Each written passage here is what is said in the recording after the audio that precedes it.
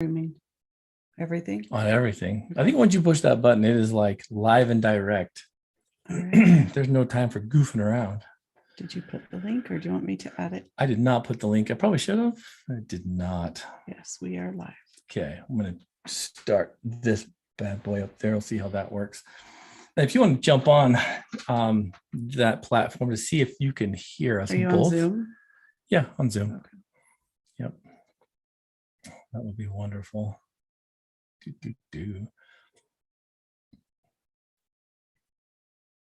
Okay.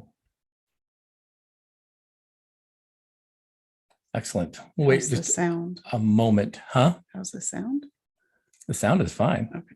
Can you hear the TikTok though? I'm trying to log into Zoom too now. So hold man, on. I got you doing like 5 things at once. We'll just wait just a few seconds to get people up and running. And yes. Trying a few new things here. Can you hear it okay though? Is the sound coming through okay? Yes. That's the biggest thing, because if that doesn't work, nothing will. Is that good? Now you talk into it. Say hello, TikTok people. Things here. Hello, TikTok people. Okay, is the sound coming through okay? That's the biggest Yeah. thing. Where's that coming from? Nothing. Oh, phone. mine. Over here. Yours. Okay. All right. Are we're rocking and rolling? Did I do something? Okay, we're there. Look at this. Yours. Okay. I Is that should turn me? off that sound. That you? That's you. It's my sound. Man, look at this. We are in the 21st century. Yeah. Or was it the 22nd century? The 21st century was the night. I don't even know. I don't know. Athletes, viewers, listeners, welcome to One-on-One with Coach Blu. This is the live podcast that we do each week. As Coach Blu here is a certified mental health therapist and addictions counselor. And our athletic director of Team Addict to Athlete, Marissa Robinson, is a certified recreational therapist, CTRS. Did I get it right? You got it right. Man, oh man. Together on Team Addict to Athlete, we help erase addiction by replacing it with things of greater value, such as health, wellness, recreation, family building, team skills, Service, education, mental health recovery, addiction recovery, all that, and then some. We do it all. And a cherry on top. We do it all. Addict to Athlete has been a 501c3 nonprofit program now for 10 years. We've been in existence. Yes, we have. Kind of crazy, huh? Chapters all over the country. We hope to build more. This is a different kind of recovery program. It helps people overcome addictions through, again, that health and wellness and being able to erase the addiction and replace it with things of greater value. And we keep having lots of confusion. Some people believe that we are a residential treatment facility. So to clarify, we're not. We're not a residential treatment facility. We do offer many different resources, though. We have free community support group meetings. We have recovery coach training. We do addiction and substance abuse assessments. We offer some online recovery resources and programs if you would like to do that, but we are not a residential and facility. the reason why we do this is because there is a significant cost when you try to get addiction recovery resources in your community. I understand the reasons why. You have to pay bills. Typically those things are businesses, but we're noticing that only the ones that can pay survive. And right now in 2021, we are living through this epidemic that has been going on for years, much longer than the pandemic, by which we lose upwards of 255 people every day to addiction overdose death. It's heartbreaking. Marissa, that's like a plane falling out of the sky every day. Every day crashing, 255 people dead. You know what happens if a plane crashes right now? You know what they do when the FAA goes out there? What do? They search for everything. They find that black box, I think is what it's called, to try to find out the cause. They pick every piece up. They put it back together in a hangar and they find the exact wire or the bolt or whatever caused that crash and they fix it. Yet now in 2021, 255 people a day, that's over 93,000 people every year die. And we still have zero solutions. So Team Addict to Athlete wants to be part of that solution to help people get resources, get their path to recovery started from addictions, from mental health adversities, all kinds of things, and to do it at a far less significant price. A majority, I'd say 95% of our program is absolutely free. So we want to invite you to do this. The One-on-One with Coach Blu is a weekly podcast we do alongside our Addict to Athlete podcast, with our sister program, Agents of Recovery. These are podcasts you can use to help, really reinforce your sobriety. There's not war stories on here. We don't get on and talk about the glory days and the good old days about how exciting drug use used to be. Nope. War stories are stupid and they don't help. And so we get people on that talk a little bit more about overcoming adversity, that talk about our erase and replace philosophy, about turning the mess of addiction into the message of sobriety, without a lot of the glory days, the Uncle Rico mindset of like back in the day, right? So this is our call-in show. We have questions chambered right now, but before we start, where you come and ask for help and advice and anything that we can do to help. And if we don't know, we will find out or refer you to the resources that may be possible to help. Yeah. you. So before we start, it would be silly if we didn't address a situation that we had on Team Addict to Athlete last night. Super emotional right now because last night we got words that we have lost one of our very close athletes to who passed away. And he was a very strong part of the team, going through a lot of the pictures and some of the things that we've done over the years with the races that he's participated in, and the pillar that he was as a team captain on Team Active Athlete. Losing his battle to mental health and addiction has really kind of hit the team hard. Yeah. And it's interesting because as I started looking through the pictures, I started realizing how influential Kevin was on this team. Yeah. And it's a significant loss, you guys. And when the news broke yesterday, it was really hard for us all to wrap our heads around. But the reality of it is that's 255 people every day. And Kevin was more than just a number. We are actually putting together a run that we do each year called the County to County Relay. It's about 150 miles that each athlete will run a 5-mile section. And we're dedicating this to Kevin and his family to help to raise some funds for his family as we approach the holidays. It's a hard time to lose a family member, let alone a father and a teammate. And so we all got some heavy hearts. There's a picture that we posted on our social media page last year of Kevin and 4 other athletes that climbed up the top of Mount Wilson Peak in Colorado, which if you've ever seen the Coors Light beer can, you got the Rocky Mountain behind it. That is actually the famous peak logo of Wilson Peak. And Team Addict Athlete climbed to the top of it to rise above even that. So part of our application of what we call the erase and replace philosophy is to be able to erase negative behaviors, negative habits, negative memories, and replace them with good and positive ones. So these guys gathered and climbed to the top of that mountain to help erase and replace some of that alcohol abuse and addiction. Which was kind of a great middle finger to the Coors Light, manufacturing the beer, because it's like, look, we're even taller than you. Yeah. Because that's what it's going to take. I think if we're going to overcome some of this kind of stuff, is rising way above it. But nonetheless, Kevin was a big part of that experience, and he was going to be remembered for a lot of love that he gave the team, and the significant void that will fill, I think, will be long lasting. So, yeah. We're going to do a relay run in his name and his honor, raising funds for the Project ELF and for his family specifically, as Team Addict to Athlete raises funds for our sub for Santa. So anyone new here listening, Project ELF is a program that we started about 7 years ago to be able to, similar to like a sub for Santa, be able to help with Christmas and presents and needs for families trying to get back on their feet in recovery. Oftentimes as they try to work on themselves, finances are really tight. And so we've been able to help hundreds and hundreds of children every year. We usually help between 50 and 100 kids every year.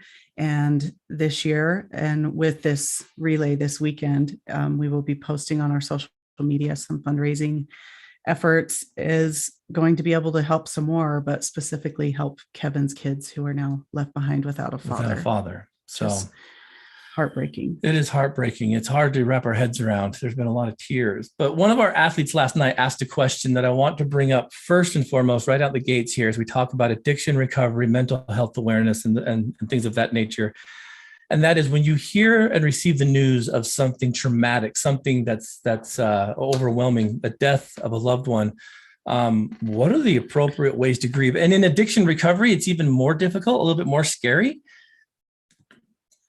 Because, hey, I mean, it seems to happen so often. That's, and, it's not that you lose a grandmother or a grandfather who's lived a full and complete life and they're in their 80s or 90s, but it's something different than that. And the loss of a young person, a parent, a young parent of young children and just friends and family all the time is just heartbreaking. It's heartbreaking. And we've lost many athletes over the 10-year period of this, and it never gets easier, and it gets more and more endearing because the longer we are operating and the more relationships we build, the stronger they become. And so there are ways that I like to teach people specifically in addiction recovery to endure that grief process, because it can be a shock to the system.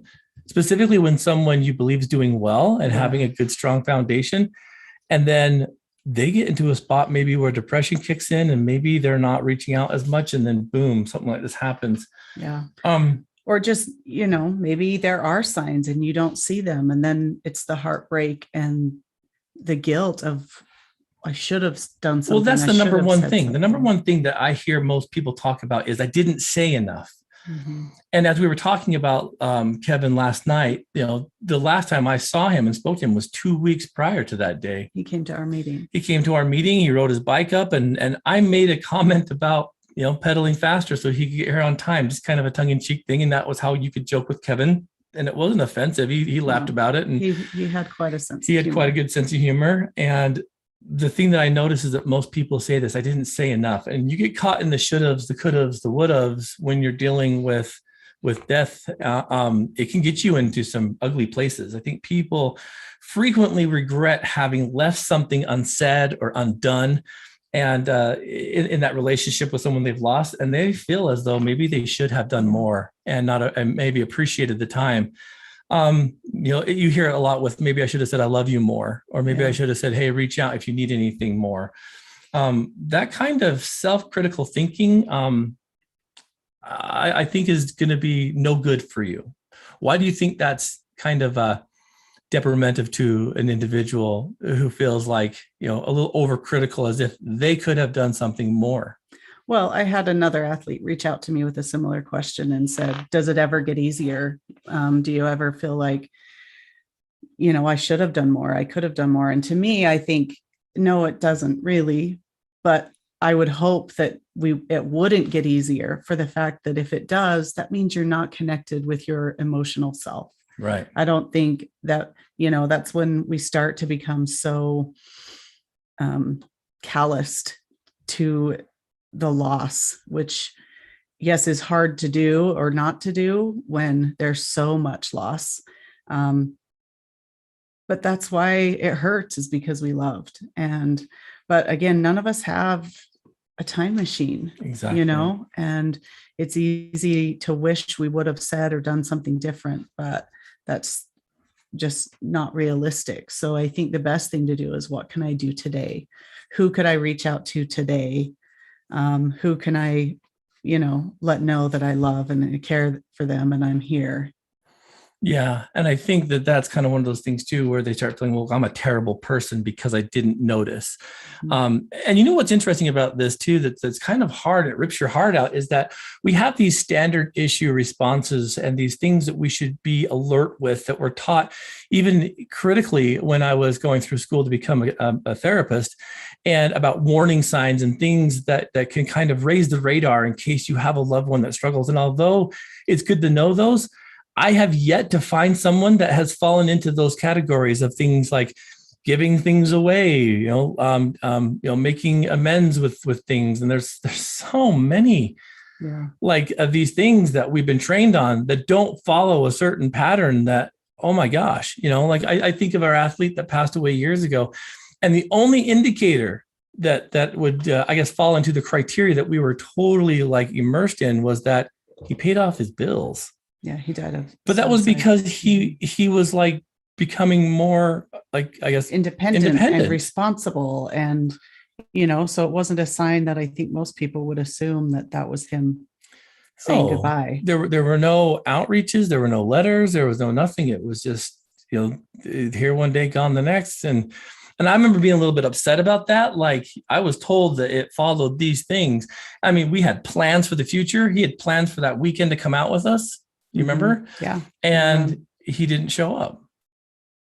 And I'm like, maybe he slept in.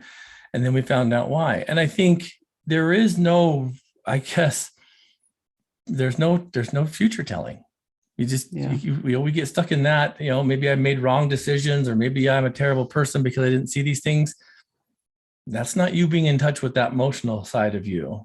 Coping with sudden grief is kind of hard. I would say first and foremost, you've got to be able to share your thoughts and your feelings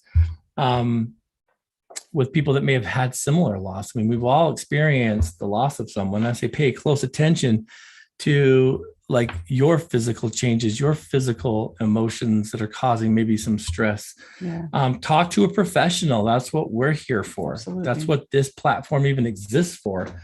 And become, I guess, maybe a little bit more educated on the process of how your emotions bubble up, and be able to feel this stuff, you guys, sober and not suppress it with a substance is so crucial. Because there's nothing wrong with feeling sadness that a friend and a loved one is gone. I mean, that question is how do we handle grief? Well, number one, we allow ourselves to feel that grief. Sometimes it is so extreme and so pressing that you just feel overwhelmed and think, I can't. But being able to feel it and let yourself cry, let yourself scream, let yourself ask those questions, like, why didn't I do more? That's okay. Just don't stay so stuck there that you can't, reach out yourself for some help to a professional or someone else. I totally agree. And one of the interesting, I think, concepts of that too, is when you hear that kind of news, it's so common to be or to feel so distressed by it that you turn it into anger or to guilt or to those kind of things. And that's kind of that natural response. It's about slowing the process down. Strong feelings of like helplessness kick in, and it may manifest in anger and grief and those kind of things. Allow them to come in and then process them through. Don't try to avoid it. Don't try to suppress it. And when you get high or you drink to suppress that kind of stuff, it doesn't go away. And in fact, it'll make it more intense in the long run. So there's a lot that we can do. One of the biggest things that I've seen works on Team Addict to Athlete is that we have a team that universally feels the same. And so you've got a lot of people here that understand and are feeling the same grief. And when you see that a team can kind of heal and rebound, and then, remember. That's together. This is where we talk about the memories, talk about what we loved and our favorite times. And, those are the ways that we can help ourselves move through that grief, is being able to remember. Yeah, absolutely. So we all have heavy hearts, and none of us needs to do this alone. And that's, you got to remember, if we're losing upwards of 255 people every day to drugs and alcohol overdose, my gosh, there's a lot of people out there that feel and experience the same as you do. So you're not alone, which hopefully provides a little bit of comfort. Absolutely. Just knowing that we all feel that, and that pain is heartbreaking. It totally is. So it's a great question. As we kind of heal together and we get these things, processed, we'll have a variety of feelings. I mean, with the services that they'll have and stuff, but the team's here to support you. Talking about it frees you from it and gains more perspective and more insight. The other thing I like to kind of remember, you guys, is that when we lose someone like this, it only hurts because you love. If you didn't love that person, it wouldn't hurt. And so really, if it hurts, that's a testimony to the fact that you care about that person, that you feel them. Yeah. If it didn't hurt, you'd be like, well, no big deal. That's just another name. Yeah. But it only hurts because you love. And there's there's no reason to suppress that. Yeah. You And know? to me, that's always worth it. You know, I think so. because if you don't love, I think there's more loss there to not feel that. But, you know, that's part of life, are those, you know, yin and yang. You know, when you have that joy and that love, you also have that sadness and that grief. And Very true. part of life is doing that and feeling those ups and downs. And if you want the real highs and the happy and, you know, the connection, you have to also be able to know and be open to that disconnection and that heartbreak sometimes. Absolutely. So, team, we're here for you. For the Cox family, our hearts and our condolences go out. We're going to show you the love and the unity of Team Addict to Athlete by helping serve your family. And thank you for allowing us to do so. If any of you guys are struggling, please reach out to your coaches, your team captain, to Marissa or myself. We'll help you guys get through this. And you asking for help actually helps other people too, because you know, we all kind of heal together. So, question also I had, Marissa, is about self-medicating. This is I think a parent. It says, I don't understand what the concept of self-medicating is. I hear it quite often. Can you help shed some light on what it means? So this is kind of an interesting topic. Self-medicating for depression or anxiety or stress means drinking or using a substance to change your mood, to, you know, maybe help you in your mind's eye face a fear, or to go through a painful emotion. And, you know, self-medicating kind of, I don't know. It's one of these things that I think inflames substance use. And more often than not, it's what you're doing, even though you're probably telling yourself you just like using or you just want to party. I'm a firm believer that we use 9 times out of 10 to cover some kind of pain. And it's emotional, it's mental, it sometimes can be physical, it's spiritual, it's all kinds. Well, and if you're using something repetitively, that's obviously self-medicating. Yeah. Let's even just think, okay, we're not talking, you know, illicit substances. Chocolate, when you're sad, makes you feel better. It gets you a bit of a lift. Caffeine, when you're sad and grieving, or just wintertime, there's comfort foods. Yep. You know, you have the breads and the, you know, all the carbs because it helps make you feel better. So yes, do we all self-medicate to one extent or another? Absolutely. But if it's becoming detrimental or if it's becoming too much and it's dangerous, then yeah, it needs to be addressed because there's something you need to look at. Yeah. And so when we feel down or worried or out of balance or out of sorts, so to speak, we all will go through life setbacks and problems. But when that feeling of hopelessness or that feelings of fear and anxiety really kick in, that's when we typically try to find something that's going to suppress it. Now, the funny thing about this is no one enjoys feeling uncomfortable. If you don't believe me, just go down to your Walmart pharmacy and walk down the aisle and see the maximum strength Tylenol or extra strength Bear, right? They have normal Bear aspirin and they have maximum strength, right? They have Excedrin, they have extreme Excedrin. And the reason why they put the word extreme or maximum strength is because we want pain gone now. Yeah. And if I'm going to buy a bottle of ibuprofen, I don't want the normal stuff. I want the extreme version because I want it to kick in faster. But you know what? It's the same stuff. Yeah, most of it. They put that on there to kind of show you that we want it gone. We want pain gone instantaneously. Yeah. And that's not a good mindset to, I think, to have and to kind of practice. And so, you know, people they tend to turn to substance use when any unpleasant memory or feeling kind of bubbles up from the past and maybe an unresolved traumatic incident or issue.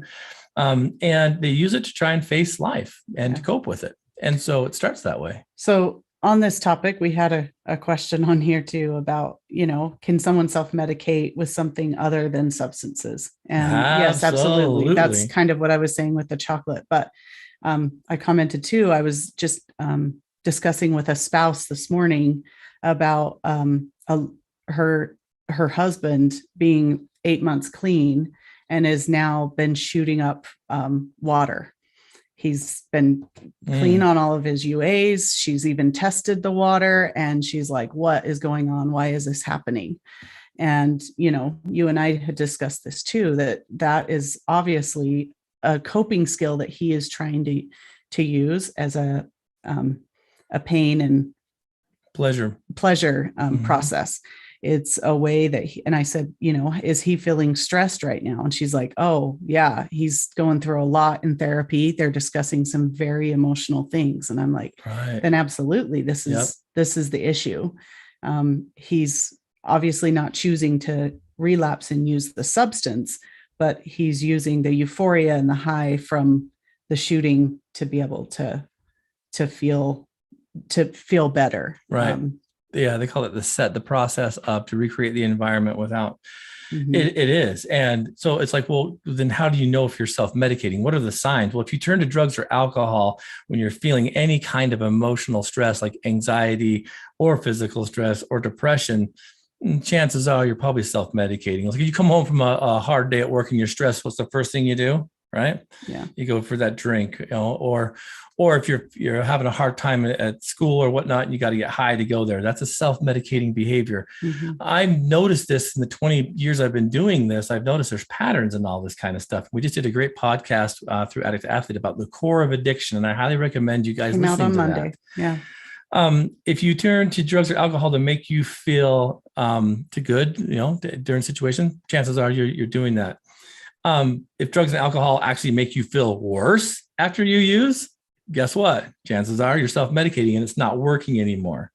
If it takes more of that substance to kind of create a better feeling, you're building that tolerance. You're building it up. And, like I say, and that's what I, kind of warned the spouse is you may want to really watch that, because even if it is just water right now, he's going to build a tolerance to that and want something else. Yeah. Because it's not, relieving that pain as much anymore. And so that's where a lot of people do go to extreme tattooing, body piercings and extreme piercing and cutting. And, because you're just going to want to find something else that is going to relieve the stress, the pain, the emotional hurt that you're going through. Well, and I've heard that a lot where people will go in and they'll get tattoos and stuff because of that pain sensory.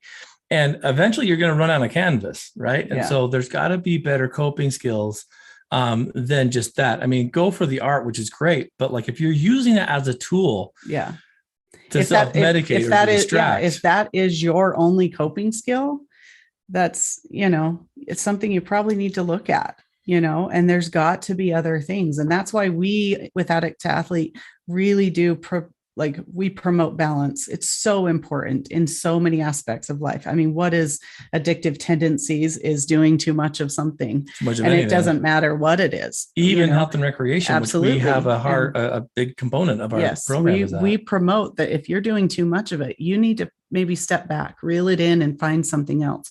When we have our coping skills toolbox, we want to make sure that is filled with multiple items that we can use.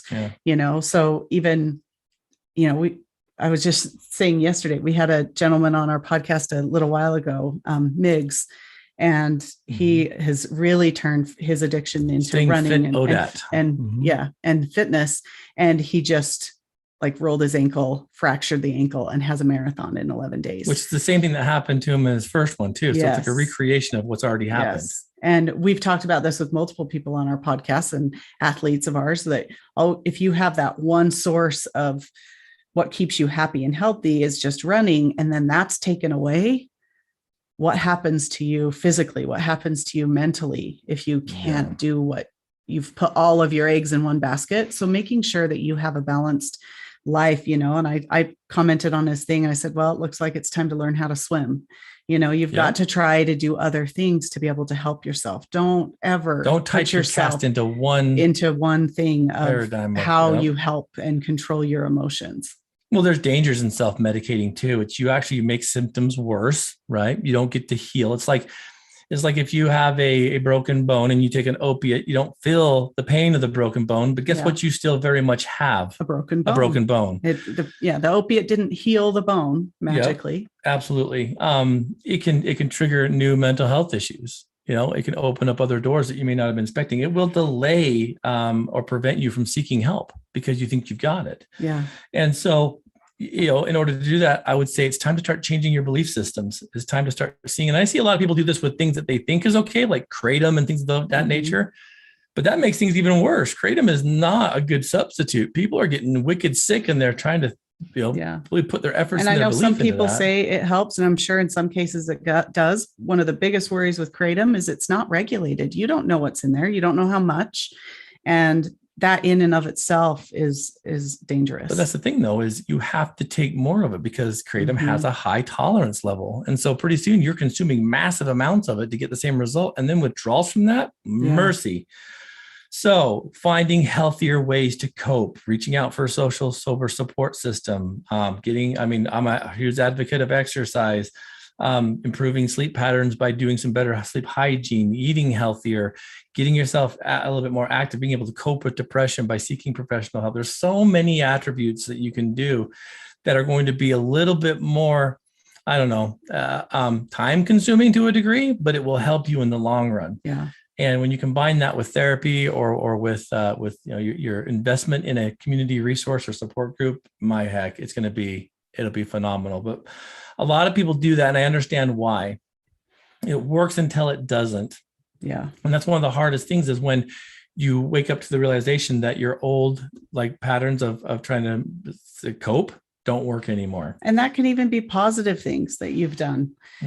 Somebody utilizes yoga and then it's just not working anymore. And they start to plateau. Yeah. And get out there and find new things. There are also things, I've never liked running. Well, maybe this is the time to try it. Or I've never mountain biking. There are so many things that we can utilize, whether it's art and running. Like this weekend, we started diamond art here at this house. If any of you guys have not done that, I guess it's always some new thing, like melty beads. It's like the new melty bead, but so much fun. Like been pulling for yourself, trying to keep myself guy like me doesn't work very well. But I'm trying to keep myself from finishing that picture upstairs because I've got other things to do. But it's very soothing. It's fun. So there's a lot of other attributes to this. People that self-medicate relationship issues and things with pornography is another thing that you'll self-medicate. A lot of time that's a coping mechanism to deal with stress. Absolutely. And people will get into pornography as a stress relieving experience. It's a perfect distraction from life and distraction from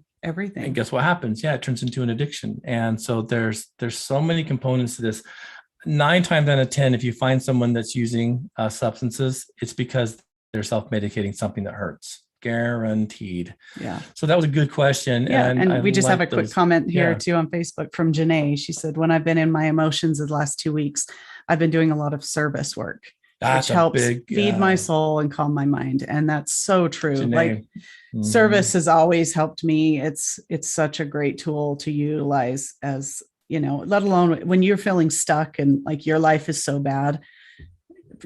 Serving someone else helps you get outside of yourself, see something else, and also recognize often that maybe your struggles aren't as bad as we sometimes see when that's all we're looking at. Yeah, for sure.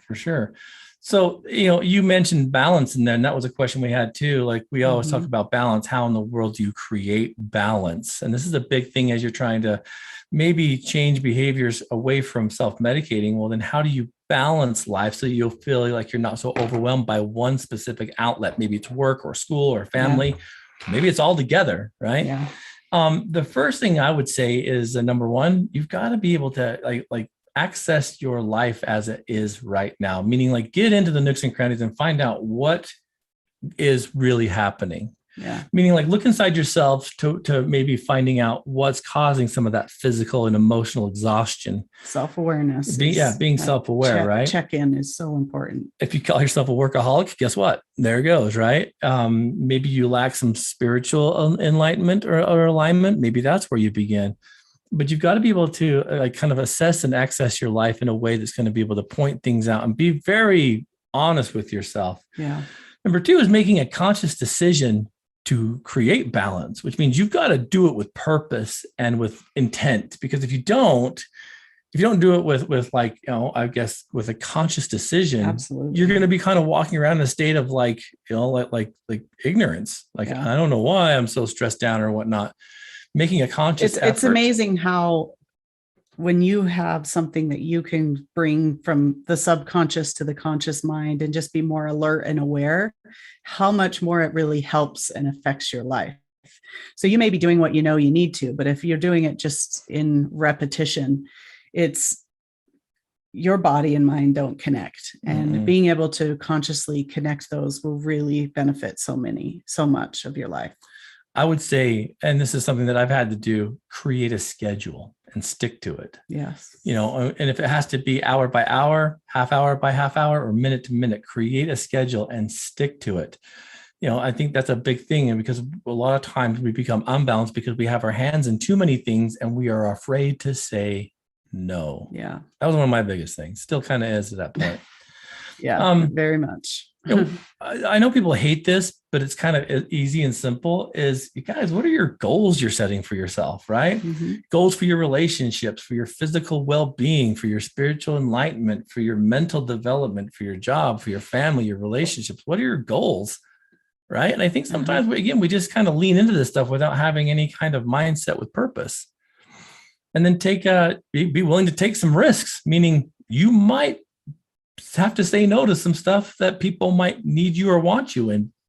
Your emotional and mental health is more important than someone else's desire to have you attend something or be present for something. Absolutely. I like to use the concept and the term, their urgency is not my urgency, which is hard sometimes, right? Yeah. And then kind of take an account on your daily life at the end of the evening and be able to utilize the people around you to help point out maybe some stuff that they've noticed. Creating balance is super important, specifically in recovery and in life in general, because the minute we start taking on too much, we'll buckle. Yeah. It's a good question. I have a question here on Facebook from Ro. I've taken on bringing 2 other boys into our home. At times it does get a bit stressful, and long story short, I know you know my story, but I haven't been drinking or using, but I recently started vaping. I feel guilty and I hide it from the boys. It seems to help my nerves and anxiety though. Could that be a sign that can lead me back into using? Yeah, absolutely. Ro, great question. We were just talking about this. You kind of summed that up to a certain degree too, about the injecting of the water. What does it do? It's going to get a tolerance, but it is a coping skill, and you need to identify. I mean, maybe vaping is okay for some people and they're okay with that being, a harm reduction. It's not as extreme as drinking or using heroin or whatever else, but is it going to lead you into a good place or is it not? That's where the self-awareness comes in, where you're going to need to check yourself. Is that a coping skill that you want to continue to utilize? Will it be a slippery slope into something worse? Or is it something to just help you get through? I don't know. You're going to have to ask yourself that question. And that's kind of the hard thing too, is it's easy for somebody else to come in and say what you should or shouldn't do. But you're going to need to ask yourself that. Maybe it's a time that you need to look at going to see a doctor and looking into some medication. I know a lot of people really despise that and don't want to utilize that, but it can work. And when it does work, it's phenomenal. And it's kind of a healthy way to keep that balance. Well, let's look at stress, because this all revolves around stress. You guys, I don't think America, society, or this team realizes how much stress you're under, and your body cannot tell the difference. Your mind can't tell the difference between positive and negative stress. Yeah. It releases the same chemicals. That's cortisol.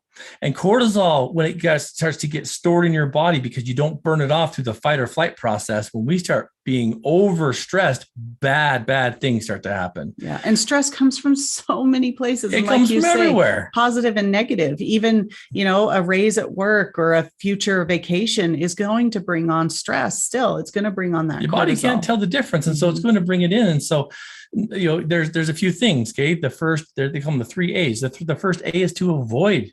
Right? To avoid stress, which is like taking control of your surroundings, which can work to a certain degree, but sometimes can't. learning to say no, like we said before, ditching part of your list so that you can create balance. This is not an easy concept, but you guys, stress will typically begin to release that cortisol. It will begin to build up in areas of your body and it will cause problems. And I'm telling you, you don't believe me, take a little bit of a stewardship check and find out if you've ever had someone that you know that's died of a heart attack. You know where cortisol typically goes? Right there. Heart. People pass away from a broken heart. They have overstressed their system, or they get these things, in their backs, lower back pain, upper back pain, neck pain. People wake up and they're like, oh, I slept wrong. I have a kink in my neck. That doesn't even make any sense. What, are you sleeping on your head? Yeah. No, it is your cortisol and the stress, and it's locking up your muscles and it's making things tight. Our emotional and physical bodies are so connected. Like when you say, I feel the weight of the world on my shoulders, you literally will. Guess what? And that's where then usually you're going to have the tight shoulders, the tight neck, or I'm carrying the world on my back. Often you're going to have the pain and struggles in your back and maybe your lower back or upper back all over. I remember when I started having like those kind of problems and whatnot, and I went into the doctor and he's like, what stress do you have? I'm like, dude, that's hilarious. Where do I get started? Where do I start? It's very true. And so it happens somewhere. So I look at what Ro's saying and yeah, you know what? It makes her feel better because what does nicotine do? It alleviates stress for the moment. It convinces your brain that it's gone, but guess what? It's not. In fact, it increases the stress because then it's going to learn that every time you get stressed, there's going to be this reward system that's going to want it. And that's how addiction starts in the first place. Yeah. So the first A is to avoid. The second A in dealing with stress is to alter, right? And that means, again, being able to respectfully alter your lifestyle, being able to say, you know what, I love bringing these people into my home, but I got too much on my plate now anyway. And, maybe taking on too much responsibility, communicating your feelings openly like you're doing right now, Ro, is huge because again, it's not something you're proud of, but it's something that you're doing. Making, I think, small investments in yourself to make sure that you have an outlet, because when we do so much and we have zero outlet to burn off the cortisol, you guys, the only way you can burn cortisol off is if you work it out. And guess what that means? Exercising, walking, running, doing simple things like you've got to burn it off somehow, or else it will take forever to naturally be processed through your body. Yeah. And then you'll have things like stomach problems and diarrhea and irritable bowel syndrome and all kinds of stuff. Yep.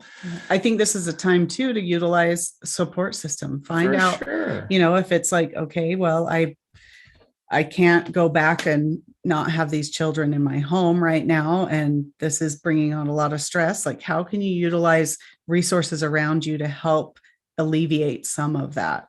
Are there services at the school that can help, whether it's after school programs to also keep them busy and keep them going? There's so many things that schools offer nowadays, a lot of free programs as well, that can help, even homework and tutoring. Find out what that is. Neighbors, maybe seeing if there's anyone that's willing to help bring in dinner or, whatever. I know that seems weird, like asking for that, but I would much rather have somebody ask me and me, absolutely, let me bring you dinner, than for me not to know that they're struggling or something's going on. 100%. The next attribute is to accept that. And that's talking with people. That's forgiving yourself, forgiving others, using positive self-talk to get rid of the stress. Maybe even the next one being to adapt to it, right? Which means maybe you've got to adjust your standards, maybe your outlook. Practice, stop thinking, meaning like stop that process. Like, I'm not going to go down this path because I know what happens every time I do. My thinking takes me to a place where I give too much, I do too much. Create a mantra. That's what we do on Team Addict to Athlete, right? And kind of adapt to it. I am a champion. And look at the big picture, right? Now, I know that some of these things we do for people are super important, but we have to remember that we've got to put ourselves above a lot of that stuff. And it sounds kind of silly, but get your priority list straight, right? Meaning there's a lot of work to be done, but you don't have to do it alone. There's a lot of resources you can use. And a lot of people don't know how much is out there to ask for help. And so they just try to lift it by themselves. Yeah, absolutely. Right? So, Ro, that's a big one. And yeah, if you need help, let us know, because this is what we're here for. be cautious with it. Stress management is super important in recovery. Stress is the number one cause for relapse. Yeah. Because it has so many variables. Yeah. There's right? so many areas that are quote stress. So absolutely. Anything else on your side? No, I think we have a bunch of other questions right now, but we don't have the time for all of them. So. Okay. Well, athletes and listeners, you can find this podcast in any social or any podcasting platform, whether it's Apple or Amazon or we just got onto Audible and Amazon Music, Pandora, lots of different. I'm not sure if you let us know if there's a podcast platform we're not on, and I'll see about getting us on there. But I think we're on almost everything. You can search it up using Addict, TO Athlete, or Roman numeral II Athlete. We're on Google Podcasts. Our plan is to, we have had a crazy summer with this one-on-one with Coach Blu with our schedule. So our hope is to continue to do this starting next week. I believe we're going to shoot for 12:30 to 1:30, hopefully, and get this going again every week. So if you want to get on live and ask us questions, please do. If you don't, you're welcome to submit them. You can email them to me, Marissa at addictathlete.org. Or post a message, DM us on all of our social media. Absolutely. And jump on our website, addictathlete.org. You'll find all kinds of resources. You'll find all kinds of situation that you might bump into with all kinds of answers on there. It's all free. All of our post podcasts are there for you to download. Our online team store is there. Information on how to start a chapter is on there. There's so much on there. Jump on and take some time to navigate it. addictathlete.org. If you want more information and our extracurricular recovery playbook, where you can utilize the principles and the things we use to help people get clean from drugs and alcohol, to overcome trauma, to overcome mental health issues, jump on patreon.com/addictathlete. And you can have access to all of our media on that page. All of our bonus content. Yep. We just posted one today about your personal mission statement. And so jump on there and you can follow what we use on Team Addict to Athlete to help people overcome addiction by erasing and replacing. And I want to thank Radio Ronan, the Radio Ronan Podcast Network, for hosting Team Addict to Athlete. Thanks for all you do, guys. Josh, thank you so much for the extra work you do. Thank you so much for putting together the logo so that we can honor Kevin the correct way. And unfortunately, the future athletes may pass. Thank you so much, Josh, for all that you do. And athletes, until next time, go turn that mess of addiction into the message of sobriety.